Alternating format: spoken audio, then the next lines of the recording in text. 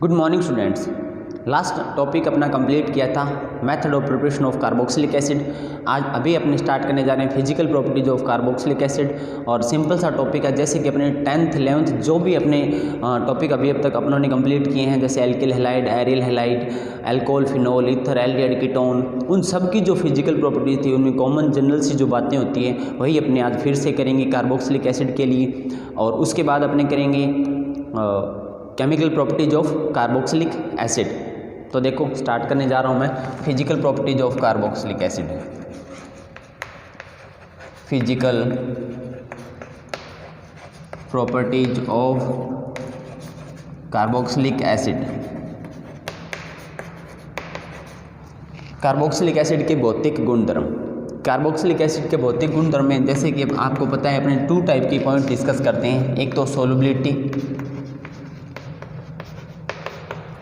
विलेयता,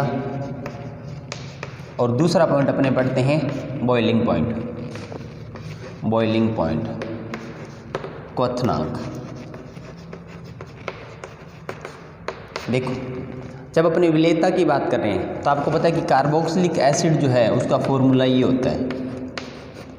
और अगर अपनी बात करें कि कार्बोक्सिलिक एसिड सोल्यूबल है वाटर के अंदर या नहीं है, तो अपने कैसे पता करेंगे कि अगर ये सोल्यूबल है तो अगर carboxylic acid hydrogen bond formation कर रहा है वाटर मॉलिक्यूल के साथ, जल के अणु के साथ हाइड्रोजन बंध बना रहा है, तब तो ये सोल्यूबल होगा, वरना नहीं होगा। तो आपने इसमें एक बात ध्यान रखनी है, सिंपल सा एक छोटा सा पॉइंट ध्यान रखना है कि कार्बन 4 तक के जो एलिमेंट हैं वो तो सोल्यूबल होते हैं, और उसके बाद के जितने भी एलिमेंट हैं उनकी सोल्युबिलिटी डिक्रीज होती जाती है वाटर में। क्यों होती जाती है? क्योंकि जैसे जैसे आपको पता है कि नंबर ऑफ कार्बन एटम बढ़ेंगे, जैसे C5, C6, C7, C8, ऐसे इस टाइप के जो मॉलिक्यूल्स या अपने कार्बोक्सिलिक एसिड के जो बनाएंगे, तो उनमें क्या होता है कि यहाँ पर जो एल्काइल ग्रुप है आर ग्रुप, ये जितना बिग होता जाएगा, बड़ा होता जाएगा, ये वाटर रिपेलेंट शो करता है। वाटर मॉलिक्यूल के साथ क्या शो करता है? रिपल्शन शो करता है। तो जैसे जैसे आर ग्रुप एल्काइल ग्रुप है वो बड़ा होता जाएगा, या अपने ऐसे बोल सकते हैं कि number of carbon atom increase होते जाएंगे। नंबर ऑफ कार्बन एटम परमाणु, कार्बन परमाणुओं की संख्या क्या होती जाएगी? बढ़ती जाएगी। तो विलेयता क्या होती जाएगी? कम होती जाएगी। छोटा सा सिंपल सा पॉइंट, बस इतना ही पढ़ना है आप लोगों ने यहाँ पर। और अगर अपने कहते हैं कि कार्बन 4 तक जो के एलिमेंट कार्बन 4 तक के जो कंपाउंड हैं वो वाटर में सोल्यूबल हैं, तो उसका रीजन एक ही है कि R C double bond O और H जो है, और HO और H, इसमें क्या होता है यहाँ पर हाइड्रोजन बॉन्डिंग हो जाती है। तो सोल्युबिलिटी का रीजन क्या है? Hydrogen bonding. और सोल्युबिलिटी डिक्रीज होने का रीजन क्या है? कि R group alkyl group. Alkyl group क्या होता है कि वाटर रिपल्शन ग्रुप है, जल प्रतिकर्षी होता है। तो जैसे जैसे आर ग्रुप बड़ा होता जाएगा वैसे वैसे क्या होता है? सोल्युबिलिटी डिक्रीज होती जाएगी। बट कार्बन 4 तक ये क्या शो करता है? सोल्युबिलिटी शो करता है कार्बोक्सिलिक एसिड। इसका मतलब क्या है कि यहाँ पर जो कार्बोक्सिलिक एसिड है और वाटर मॉलिक्यूल है उनके बीच में कौन सी बॉन्डिंग हो जाती है? Hydrogen bonding.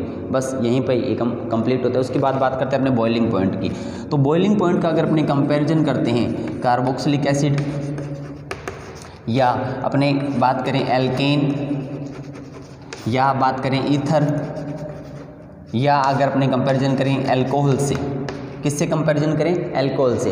कार्बोक्सिलिक एसिड, कोई भी एल्केन, ईथर या एल्कोहल, इन सब में सबसे ज़्यादा जो बॉइलिंग पॉइंट होगा वो किसका होगा? कार्बोक्सिलिक एसिड का सबसे ज़्यादा बॉइलिंग पॉइंट होगा। इसका रीज़न क्या है? अब आप लोगों ने 2nd चैप्टर पढ़ा था, अगर आपको याद है तो सॉल्यूशन, उसमें मैंने आपको बताया था कि जो कार्बोक्सिलिक एसिड है वो क्या होता है, उसके अंदर इंटरमोलिकुलर हाइड्रोजन बॉन्डिंग की फॉर्मेशन हो जाती है, अंतरा आणविक हाइड्रोजन बंध बन जाता है। और वो कैसे बनता है? देखो R C double bond O और H, इस टाइप का मैंने यहाँ पे बताया था कि यहाँ पर जो दो अपनी बात करते हैं कार्बोक्सिलिक एसिड और कार्बोक्सिलिक एसिड के 2 मॉलिक्यूल्स की, तो यहाँ पर जो नंबर ऑफ हाइड्रोजन बॉन्ड होते हैं वो कितने बन जाते हैं, 2। देखो एक तो यहाँ पर ये हाइड्रोजन बॉन्ड की फॉर्मेशन हो गया और यहाँ पर भी हाइड्रोजन बॉन्ड की क्या हो गया, फॉर्मेशन हो गया। तो इसकी मॉलिक्यूल जो हैं वो एक बहुत, अगर अपनी बात करें कि ज़्यादा स्ट्रॉन्ग फोर्स ऑफ अट्रैक्शन से क्या होते हैं, बंधे होते हैं, जुड़े होते हैं। या हाइड्रोजन बॉन्ड, जैसे आप लोगों ने अल्कोहल की बात की थी, किसकी बात की थी, अल्कोहल की। तो अल्कोहल का जो दूसरा मॉलिक्यूल होता है उसमें एक ही टाइप की हाइड्रोजन बॉन्डिंग होती है। या जो हाइड्रोजन बॉन्ड होता है वो कितना होता है, ओनली 1। और यहाँ पर हाइड्रोजन बॉन्ड कितने बन रहे हैं, 2 हाइड्रोजन बॉन्ड बन रहे हैं। तो इन दो बॉन्ड बन रहे हैं, मतलब ये क्या है, एक टाइप का फोर्स ऑफ अट्रैक्शन तो है, आकर्षण बल ही तो है। तो इस आकर्षण बल को तोड़ने के लिए अपने को बहुत अधिक इसको क्या करना पड़ेगा, गर्म करना पड़ेगा। कंपैरिजन देन किसका कंपैरिजन करें, एल्केन, ईथर और अल्कोहल का अगर अपने कंपैरिजन करते हैं, कार्बोक्सिलिक एसिड, एल्केन, ईथर और अल्कोहल, अगर अपने ये 4 मॉलिक्यूल्स दिए हुए हों या 4 एग्जाम्पल अपने को दिए हुए हों, तो इनमें सबसे ज़्यादा जो बॉइलिंग पॉइंट होता है वो किसका होता है, कार्बोक्सिलिक एसिड का। उसका रीजन क्या है कि इसके अंदर ये जो इस टाइप का स्ट्रक्चर बनती है इसको बोलते हैं डाइमर। क्या बोलते हैं, द्विलक बोलते हैं इसको। तो इसके क्या होगा कि 2 मॉलिक्यूल्स और उसमें कितने बॉन्ड बन जाएंगे, 2 टाइप के हाइड्रोजन बॉन्ड बन जाएंगे। तो जिससे क्या होता है कि कार्बोक्सिलिक एसिड का बॉइलिंग पॉइंट है वो क्या हो जाता है, इंक्रीज हो जाता है। ओके, बस ये सिंपल से पॉइंट थे, आप लोगों ने इतना ही पढ़ना है physical properties of carboxylic acid में। उसके बाद बात करते हैं अपने नेक्स्ट पॉइंट की, और नेक्स्ट पॉइंट है अपना chemical properties of carboxylic acid. तो देखो मैं स्टार्ट कर रहा हूँ chemical properties of carboxylic acid. इसमें सबसे पहले अपने को ये पता करना है कि कितने टाइप की केमिकल प्रॉपर्टीज शो करता है। तो देखो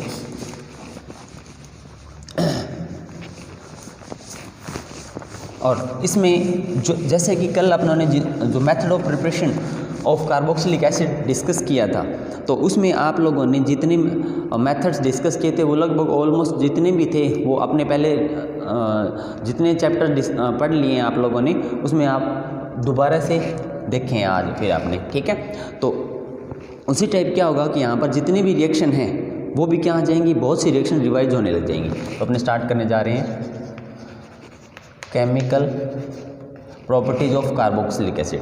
तो देखो इसमें सबसे पहले आपको ये पता होना चाहिए कि कार्बोक्सिलिक एसिड की जो केमिकल प्रॉपर्टीज है वो कितने टाइप की केमिकल प्रॉपर्टीज होगी, ठीक है। तो देखो फर्स्ट केमिकल प्रॉपर्टीज अपने शो करेंगे वो करेंगे एल्काइल ग्रुप के लिए, ठीक है। और सेकंड किसकी होगी, सेकंड होगी पूरे कार्बोक्सिलिक एसिड की, ठीक है। तो मतलब रिएक्शन किसकी बनाएंगे अपने, एल्काइल ग्रुप की। सेकंड रिएक्शन किसकी बनाएंगे अपने, कार्बोक्सिलिक एसिड की। फिर अपने एक टाइप की रिएक्शन ये देखेंगे कि जहाँ पर O और H बॉन्ड ब्रेक हो रहा है, ठीक है। फिर अपने एक रिएक्शन ऐसी देखेंगे जहाँ पर C और OH बॉन्ड ब्रेक हो रहा है। तो 1, 2, 3 और 4 टाइप के अपने जो केमिकल प्रॉपर्टीज़ है उनको डिस्कस करेंगे। स्टार्ट करते हैं अपने इनका क्लासिफिकेशन चार्ट्स बनाते हैं अपने। आपको पता है कि केमिकल प्रॉपर्टीज़ और जो मेथड ऑफ प्रिपरेशन अपने पढ़ते हैं तो उसमें सबसे पहले अपने एक चार्ट की फॉर्मेशन करते हैं, लिस्ट आउट करते हैं इनको, ठीक है। तो देखो इसके लिए कितने टाइप की केमिकल प्रॉपर्टीज़ है। फर्स्ट है R की, मतलब एल्काइल ग्रुप की। सेकंड अपने डिस्कस करेंगे COOH ग्रुप की। और थर्ड अपने डिस्कस करेंगे कौन सी की, C double bond OH group की, जिसमें ये बॉन्ड ब्रेक होता है। और फोर्थ अपने केमिकल प्रॉपर्टीज, ये थर्ड पॉइंट हो गया। फोर्थ पॉइंट अपने डिस्कस करेंगे जिसमें C डबल बॉन्ड O और H ये बॉन्ड ब्रेक होता हो, ठीक है। तो फर्स्ट एल्काइल ग्रुप की, इसमें अपने सिर्फ एक ही रिएक्शन देखेंगे और वो एक नेम रिएक्शन है और उसका नेम होता है, अलग सा नेम है। ये रिएक्शन अभी तक आप लोगों ने नहीं पढ़ी हुई, उसका नेम है Hell Volhard Zelinsky reaction. Hell Volhard Zelinsky अभिक्रिया, ठीक है। ये एक ही रिएक्शन देखेंगे अपने, इसका नेम है, ये नेम रिएक्शन है। जितनी भी नेम रिएक्शन आई है उनको अलग से याद करना है आप लोगों ने, हेल वोल्हार्ड जेलिंस्की रिएक्शन, ठीक है। उसके बाद अपने सेकंड टाइप की जो रिएक्शन देखेंगे वो है रिडक्शन। इसमें देखेंगे अपने रिडक्शन अप चेन। सेकंड देखेंगे डीकार्बोक्सिलेशन।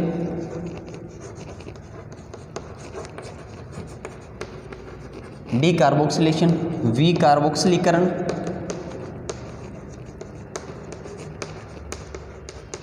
और थर्ड रिएक्शन देखेंगे वो एक नेम रिएक्शन है, उसका नेम है Schmitt reaction, Schmitt reaction, Schmitt अभिक्रिया। ओके, उसके बाद अपने इसमें जितने भी रिएक्शन डिस्कस करेंगे थर्ड पॉइंट में वो आप लोगों ने पहले डिस्कस की हुई है। याद करवाता हूँ मैं आपको। इसके फर्स्ट रिएक्शन अपने देखेंगे PCl3/PCl5/SOCl2। ओके, और सेकंड रिएक्शन देखेंगे अपने एस्टरिफिकेशन, एस्टरीकरण। थर्ड रिएक्शन अपने डिस्कस करेंगे और वो होगी formation of anhydride, formation of क्या, एनहाइड्राइड। एनहाइड्राइड कैसे बनता है, उसके बाद अपने फोर्थ रिएक्शन देखेंगे अपने reaction with ammonia, reaction with ammonia. और फिफ्थ रिएक्शन जो होगी इसकी वो लास्ट रिएक्शन होगी। ये जितनी भी रिएक्शन अभी तक आप लोगों ने डिस्कस की हैं ये सब अपने पढ़ चुके हैं। तो लास्ट रिएक्शन देखते हैं अपने कौन सी है, और वो है formation of aldehyde, formation of aldehyde. Okay, उसके बाद यहाँ पर ये रिएक्शन है, ये भी आप लोगों ने डिस्कस की हुई है, काफ़ी सारी बहुत बार आपने पढ़ी हुई है। मैं बता देता हूँ कहाँ कहाँ पर पढ़ी हुई है।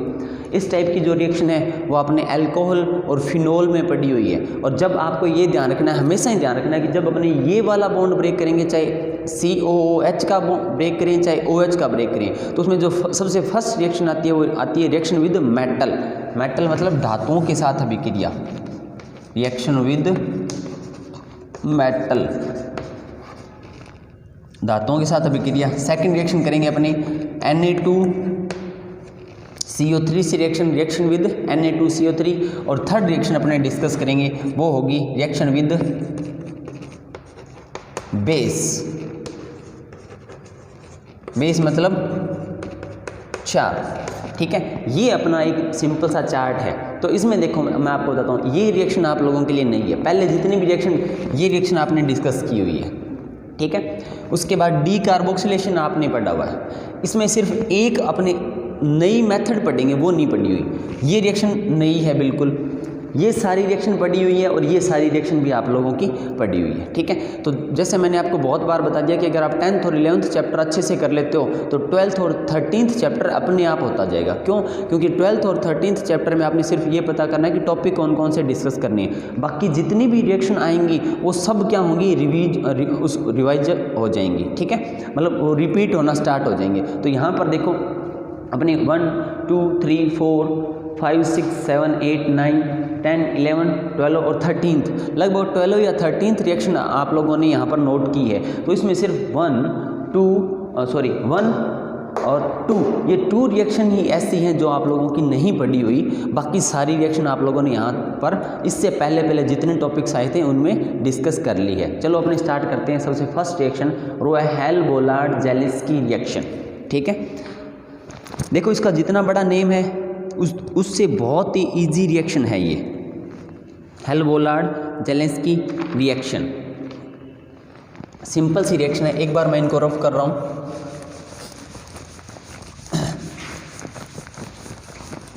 हेल-बोलार्ड-जेलेंस्की रिएक्शन में क्या करेंगे अपने, कार्बोक्सिलिक एसिड है अपने पास RCH2COOH, इसकी रिएक्शन कराऊंगा मैं X2 के साथ इन the presence of red phosphorus. Lal phosphorus की उपस्थिति में कार्बोक्सिलिक एसिड की रिएक्शन कराऊंगा मैं किसी भी हैलोजन के साथ। ठीक है, तो अब ये जो रिएक्शन है उसकी जो सबसे मोस्ट इम्पॉर्टेंट बात है वो ये है कि जो कार्बोक्सिलिक एसिड है उसमें अल्फा हाइड्रोजन प्रेजेंट होने चाहिए। कौन से हाइड्रोजन प्रेजेंट होने चाहिए? अल्फा हाइड्रोजन प्रेजेंट होने चाहिए। अब अल्फा हाइड्रोजन कौन से हैं? ये कार्बोक्सिलिक एसिड कोई भी फंक्शनल ग्रुप जिस कार्बन पर अटैच होता है वो अल्फा कार्बन, और अल्फा कार्बन के साथ जो हाइड्रोजन होंगे वो क्या कहलाते हैं? Alpha hydrogen. तो देखो रिएक्शन बहुत इजी है, क्या करेंगे अपने -HX कर देंगे। H कहाँ से, यहाँ से H निकलेगा, कहाँ से, अल्फा हाइड्रोजन वाला एक H रिमूव हो जाएगा और एक X रिमूव हो जाएगा, और जहाँ से H रिमूव करेंगे उसकी जगह अपने क्या लगा देंगे, X। तो देखो RCHCOOH और यहाँ पे क्या लगा देंगे अपने X, ठीक है। और ये रिएक्शन यहाँ पे ही कंप्लीट हो जाती है कब, अगर आपने ये जो दोनों रिएक्टेंट, दोनों जो अभिकारक लिए हैं इनको 1:1 में या 1:1 में लेते हैं तो ये रिएक्शन यहाँ पे कंप्लीट हो जाती है। बट अगर अपने इनको 1:2 में लेते हैं, मतलब ये जो हैलोजन है ये इन एक्सेस लेते हैं, आधिक्य में लेते हैं, ज़्यादा मात्रा लेते हैं इसकी, फिर रिएक्शन थोड़ी सी एक स्टेप आगे और चलती है, X2 फिर से यहाँ से -HX हो जाएगा। H कौन सा, अल्फा हाइड्रोजन वाला, तो अपने को क्या मिलेगा, RCXX और COOH, ठीक है। ये कोई कार्बोक्सिलिक एसिड का हैलोजन डेरिवेटिव मिल जाता है, ठीक है, कार्बोक्सिलिक अम्ल का हैलोजन व्युत्पन्न। बस ये सिंपल सी रिएक्शन थी, इसका नेम है हेल-वोलार्ड-जेलिंस्की रिएक्शन। जितना बड़ा नेम है उतनी बड़ी तो रिएक्शन है ही नहीं है, बहुत ही सिंपल इजी सी रिएक्शन है। ओके, ये होगी कंप्लीट। अब अपने सेकंड टाइप की रिएक्शन डिस्कस करेंगे, और वो कौन कौन सी है। देखो उसमें एक रिएक्शन नई आएगी आपके लिए, डी कार्बोक्सिलेशन वाली। इनको नोट कर लेते हैं अपने साथ साथ, दोबारा से रिविजन हो जाएगा। देखो कौन कौन सी रिएक्शन थी अपने पास, एक तो थी रिडक्शन, डीकार्बोक्सिलेशन और स्मिथ रिएक्शन। इसके 3 पार्ट थे, यहाँ पे नोट करता हूँ मैं। Reduction, up chain first, second है डीकार्बोक्सिलेशन, विकार्बोक्सिलीकरण, और थर्ड है स्मिथ रिएक्शन, ठीक है। तो देखो इसमें अपने क्या पढ़ेंगे, सबसे फर्स्ट रिएक्शन देखते हैं अपने रिडक्शन, ठीक है। अब आपको ये पता है रिडक्शन की, आपने एक ऑक्सीडेशन रिडक्शन की एक कॉमन सी रिएक्शन थी, वो बहुत ही अधिक बार आप लोगों ने पढ़ ली। तो देखो आपको पता है कि जब अपने कार्बोक्सिलिक एसिड का रिडक्शन कराएंगे तो उससे पहले आता है एल्डिहाइड या कीटोन। अगर अपने वीक रिएजेंट की वीक जो रिडक्टिंग एजेंट होंगे, मतलब जो दुर्बल अपचायक पदार्थ होंगे, उनकी प्रेजेंस में अगर अपने रिडक्शन कराते हैं तब तो एल्डिहाइड या कीटोन मिलते हैं, और अगर अपने स्ट्रॉन्ग एजेंट लेते हैं तब अपने को मिलता है एल्केन। क्या मिलता है, एल्केन। तो देखो RCOOH का रिडक्शन कराता हूँ मैं HI एंड रेड फास्फोरस की प्रेजेंस में। किसकी प्रेजेंस में, HI और रेड फास्फोरस की प्रेजेंस में जब मैं रिडक्शन कराता हूँ, यहाँ पर अपने को चाहिए 6HI, ठीक है। तो देखो क्या बनेगा, R और रुको एक बार पहले अलग करते हैं अपने, H2O हो जाएगा, I2 यहाँ से रिमूव हो जाएगा, RCH3 ये बनेगा। H कितने हैं, 6, 3 इसके साथ लगे 1 2 और क्या बना H2O, ठीक है। तो अपने को जो प्रोडक्ट मिला वो क्या मिला, एल्केन। तो रेड फास्फोरस, ये मैंने बैलेंस नहीं किया इक्वेशन, ठीक है, अपने आप करोगे, अब तक आप लोग सीख के होगे बैलेंस करनी। रेड फास्फोरस और HI की प्रेजेंस में जब अपने रिडक्शन कराते हैं तो अपना प्रोडक्ट क्या होता है, मेन प्रोडक्ट क्या होता है, एल्केन होता है, ठीक है। और अगर मैं यही रिडक्शन RCOOH का रिडक्शन लिथियम एल्यूमिनियम हाइड्राइड की प्रेजेंस में कराता हूँ तो 4H ऐड करने हैं अपने को। कितने H? रिडक्शन में क्या होता है, या तो एडिशन ऑफ हाइड्रोजन या रिमूविंग ऑफ ऑक्सीजन, या तो हाइड्रोजन को जोड़ते हैं या क्या करते हैं, ऑक्सीजन को रिमूव करते हैं। 4H करेंगे तो यहाँ पे RCH2OH और प्लस में H2O। जो 4H हैं वो कहाँ हैं, 2 ये रहे और 2 ये रहे, ठीक है। C के साथ कितने H ऐड कर दिए अपन ने, 2, CH2OH, ये जो ऑक्सीजन था ये बाकी के जो 2 H बचे हुए उनके साथ क्या बना लेगा, वाटर मॉलिक्यूल। तो आपने ये ध्यान रखना है कि अगर कार्बोक्सिलिक एसिड का रिडक्शन करते हैं अपने इन the presence of HI and red phosphorus, तो अपने का जो प्रोडक्ट होता है वो क्या बनता है, एल्केन। और अगर अपने कार्बोक्सिलिक एसिड का रिडक्शन करते हैं in the presence of lithium aluminium hydride, मतलब कार्बोक्सिलिक अम्ल का अपचयन करते हैं लिथियम एल्यूमिनियम हाइड्राइड की उपस्थिति में, तब अपने को मिलता है अल्कोहल। क्या मिलता है, अल्कोहल मिलता है, ठीक है, ये बहुत ही सिंपल सी रिएक्शन है, पता नहीं कितनी बार आप लोगों ने अब तक पढ़ ली है। ठीक है, अब अपने देखते हैं डी कार्बोक्सिलेशन।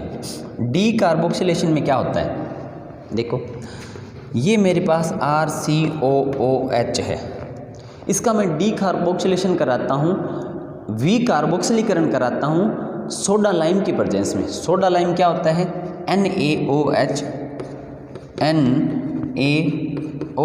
प्लस CaO का मिक्सचर जो होता है उसे सोडा लाइम बोलते हैं अपने। ठीक है, NaOH और CaO का मिक्सचर होता है, ये आपको ये ध्यान रखना 3:1 में यूज करना होता है। तो 3:1 में जब यूज करते हैं तब इसको सोडा लाइम बोलते हैं। क्या बोलते हैं, सोडा लाइम। ठीक है, तो देखो वी कार्बोक्सिलीकरण करना है। वी कार्बोक्सिलीकरण का मतलब क्या है कि जो अपने पास कार्बोक्सिलिक एसिड है उसमें से CO2 बाहर निकालनी है, CO2 को रिमूव करना है यहाँ से। ठीक है, तो देखो अपने क्या बनेगा प्रोडक्ट, ये बनेगा R और H, इसमें से CO2 बाहर निकल जाएगी, क्या बचेगा R और H। ठीक है, तो अपने पास RH मतलब अपना जो प्रोडक्ट है वो क्या है, एल्केन, और इधर क्या है, ये रिएक्शन नहीं करेगा, CaO रिएक्शन नहीं करेगा, ध्यान रखना, सिर्फ NaOH ही रिएक्शन करेगा।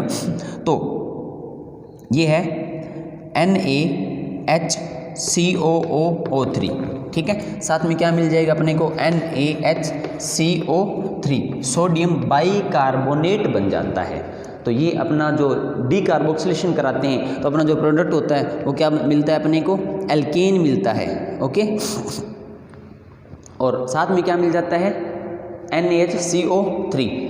ये जो है डी कार्बोक्सिलेशन, ये अगर मैं सोडियम साल्ट की प्रेजेंस में कराता हूँ तब क्या मिलता है, देखो अपना प्रोडक्ट क्या बनाते हैं अपने। अगर सिंपल कार्बोक्सिलिक एसिड लेते हैं तब तो अपना प्रोडक्ट ये बनता है, और अगर अपने यूज करते हैं RCOONA, ये क्या है, sodium salt of carboxylic acid, carboxylic अम्ल का सोडियम लवण है ये। इसका अगर अपने NaOH प्लस CaO की प्रेजेंस में डी कार्बोक्सिलेशन कराते हैं तब अपने को मिलता है R और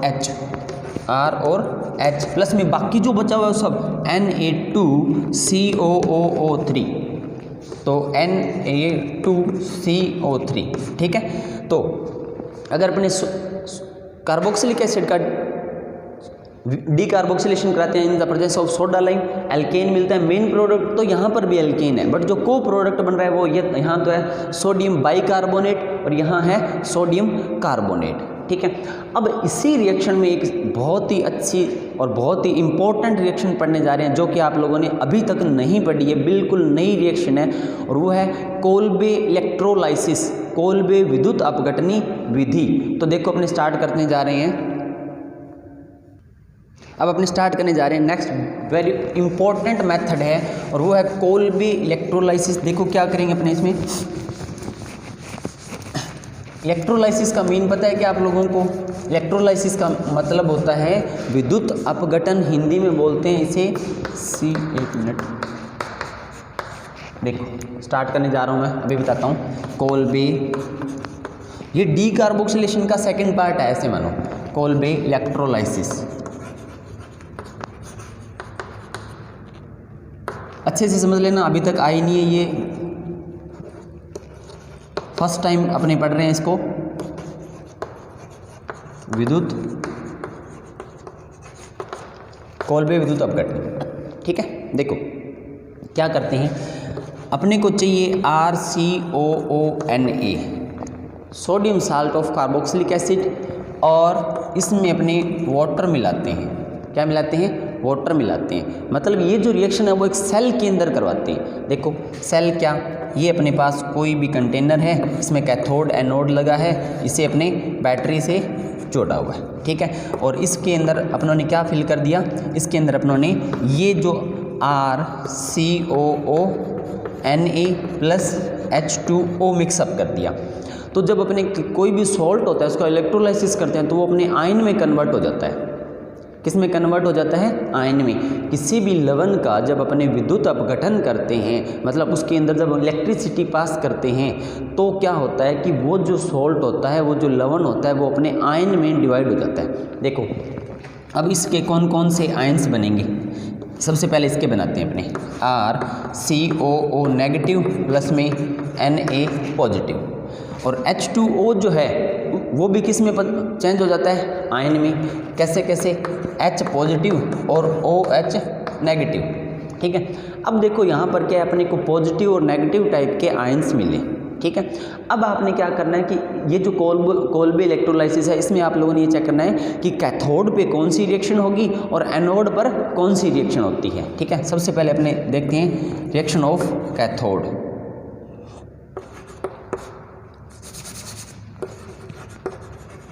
रिएक्शन ऑफ कैथोड, तो देखो यहाँ पर अपने पास RCOO नेगेटिव है।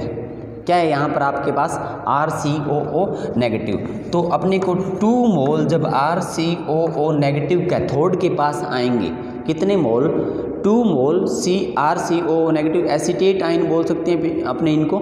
ये जब कैथोड के पास आते हैं तब यहाँ से R और R मिलता है, और CO2 गैस जो है 2CO2, ये जो गैस है ये फ्री होती है, ठीक है। मतलब कैथोड पे अपने को कौन सी गैस मिलती है, CO2, और प्रोडक्ट क्या बनता है, एल्केन। देखो अब उन्होंने सिर्फ इसको तो यूज कर लिया। अब अपनी बात करते हैं एनोड पर कौन सी रिएक्शन होती है। एनोड पे क्या होता है कि यहाँ से जो H पॉजिटिव आयन है वो उसके पास आएंगे, H पॉजिटिव, और जब 2H पॉजिटिव उसके पास आ जाएंगे तो वो जो H पॉजिटिव है वो किस में कन्वर्ट हो जाएंगे, H2 गैस में, ठीक है। तो देखो कैथोड पर तो अपने को मिला एल्केन और CO2, और एनोड पे अपने को मिला H2 गैस, ठीक है। अब क्या बच गया, एक तो Na बच गया और एक क्या बच गया, OH यहाँ पर अपने पास बचा हुआ है। तो देखो Na पॉजिटिव प्लस OH जो नेगेटिव है वो मिलकर क्या बना लेगा, NaOH बना लेगा। तो जब अपने कोई भी sodium salt of carboxylic acid होता है और उसका जो एक्वस सॉल्यूशन होता है, उसका जलीय विलयन का जब अपने विद्युत अपघटन करते हैं तो अपने को कितने सारे प्रोडक्ट मिलते हैं। देखो एल्केन, CO2, H2 और NaOH, ये इतने टाइप के अपने को क्या मिलते हैं, प्रोडक्ट मिलते हैं। ये जो मेथड है इसे बोलते हैं कोल्बे इलेक्ट्रोलाइसिस या कोल्बे विद्युत अपघटनी विधि, ठीक है। बहुत ही इंपॉर्टेंट है, ध्यान रखना। अगर आपसे इसमें पूछा जाएगा तो आपसे ये पूछे, पूरी टोटल रिएक्शन नहीं पूछी जाएगी एग्जाम में, आपसे ये पूछा जाएगा कि या तो कैथोड या एनोड की रिएक्शन बताओ, ठीक है। कोल्बे इलेक्ट्रोलाइसिस की कैथोड या एनोड की रिएक्शन बताओ, ठीक है। अब अपने लास्ट रिएक्शन करते हैं, वो है स्मिट रिएक्शन। देखो नेम नया है, रिएक्शन बहुत ईजी है, सिंपल सी है। यहाँ पर एक फॉर्मूला यूज करूँगा मैं, नया फॉर्मूला, बिल्कुल रिएक्शन भी नई है और फॉर्मूला भी नया है। यहाँ पर यूज होता है हाइड्रोजोइक एसिड, हाइड्रोजोइक अम्ल। क्या यूज होता है, हाइड्रोजोइक एसिड। तो देखो ये रिएक्शन कराते हैं अपने, जब कार्बोक्सिलिक एसिड की रिएक्शन कराते हैं अपने N3H, N3H है, ये ध्यान रखना, NH3 नहीं है, NH3 अमोनिया होता है, N3H हाइड्रोजोइक एसिड होता है। क्या होता है, हाइड्रोजोइक एसिड। तो जब अपने कार्बोक्सिलिक एसिड की रिएक्शन कराते हैं हाइड्रोजोइक एसिड के साथ तो क्या क्या मिलता है। देखो यहाँ पर मेरे को मिलेगा RNH2। देखो R, एक H ये, यहाँ से एक N मिल जाएगा, ठीक है, RNH2। प्लस में क्या मिलता है, CO2, और प्लस में नाइट्रोजन गैस। देख लो एक N तो यूज कर लिया अपनों ने किस में, एमीन बनाने में। कितने H बच गए यहाँ पर, 2 H रह गए ना, वो जो दोनों H है, 2 N रह गई, वो दोनों N जो है नाइट्रोजन गैस में कन्वर्ट हो जाएंगे। और इधर क्या, CO2 ये अलग हो जाएगा। तो ये अपने को प्रोडक्ट क्या मिलता है, एमीन। क्या मिलता है, एमीन मिलता है, ठीक है। तो देखो स्मिट रिएक्शन है, कार्बोक्सिलिक एसिड रिएक्शन करता है हाइड्रोजोइक एसिड, नेम लिख लेते हैं अपने, हाइड्रोजोइक एसिड, हाइड्रोजोइक अम्ल, ठीक है, हाइड्रोजोइक अम्ल होता है ये N3H, बिल्कुल नई रिएक्शन, नया फॉर्मूला। ठीक है, अब अपने करते हैं थर्ड टाइप की रिएक्शन। तो देखो थर्ड टाइप की रिएक्शन मैं आप लोगों को नहीं करवा रहा, आपको सिर्फ ये बता रहा हूँ कि आप लोगों ने कहाँ से पढ़नी है। क्यों? क्योंकि वो बहुत बार अपनों ने कर ली, आप लोग खुद करोगी। रिएक्शन के नेम देखते हैं अपने, जैसे थर्ड टाइप की जो रिएक्शन है उसमें फर्स्ट रिएक्शन है PCl3 PCl5 या SOCl2। ये रिएक्शन आपने कम से कम 4-5 बार अब से पहले पढ़ चुके हो। उसके बाद सेकंड रिएक्शन है एस्टरिफिकेशन, एस्टरीकरण, ये भी आप पढ़ चुके हो। थर्ड जो रिएक्शन है वो है फॉर्मेशन ऑफ एनहाइड्राइड। ये जितनी भी रिएक्शन है ये अपने आप करना बुक से, क्योंकि पहले ये हो चुकी है और बहुत ज़्यादा बार हो चुकी है, ऐसे नहीं एक ही बार हुई है। जो एक बार रिएक्शन हुई है उनको तो मैं रिवाइज करवा रहा हूँ, रिपीट करवा रहा हूँ। जो बहुत अधिक बार होगी उनको मैं नहीं करूँगा, अपने आप करना। नहीं समझ में आता फिर मेरे से कंसल्ट करना आप लोग। फोर्थ रिएक्शन करेंगे अपनी, रिएक्शन विद अमोनिया।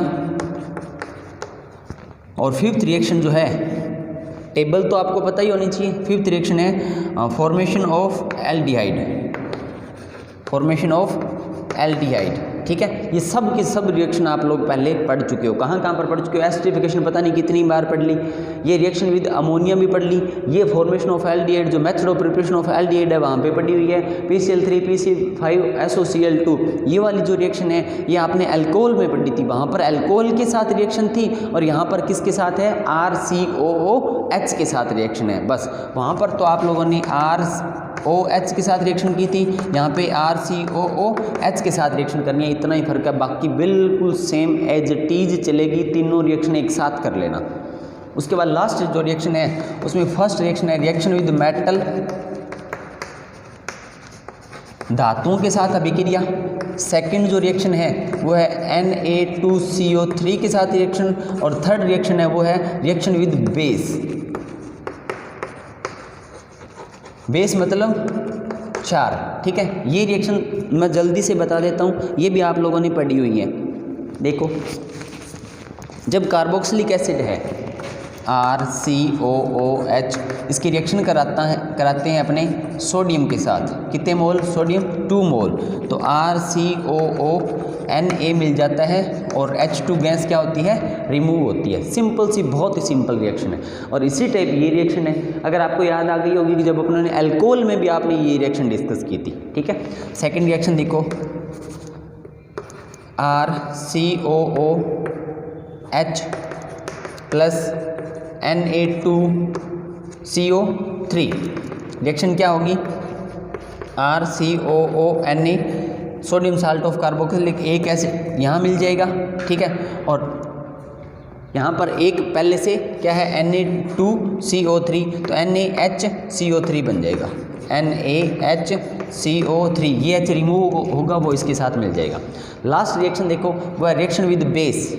जब RCOOH की रिएक्शन कराता हूँ मैं NaOH से, यहाँ पे हाइड्रोजन रिमूव हो जाता है H और H2O, तो RCOONA मिल जाता है, और दूसरा प्रोडक्ट क्या मिलता है? H2O रिमूव हो जाता है। तो ये जितनी भी रिएक्शन मैंने अभी जल्दी आप लोगों ने की हैं, वो सब की सब रिएक्शन आप लोगों की पहले पढ़ी हुई है। ये इसमें मैंने बिल्कुल भी नहीं कराया, आप लोग खुद करके तो देखो, होती है तो ठीक है, नहीं होती तो फिर मैं करवा दूंगा। ठीक है, क्योंकि ये मैं इसलिए नहीं करा रहा, बहुत ही ज़्यादा बार पढ़ लिया आप लोगों ने। ओके, आज के लिए बस इतना ही, और शायद कल अपना लास्ट जो लेक्चर है इस चैप्टर का, तो आप साथ साथ पढ़ते रहिए। उम्मीद करता हूँ कि आप लोग साथ साथ वीडियो देख रहे हो। Thank you.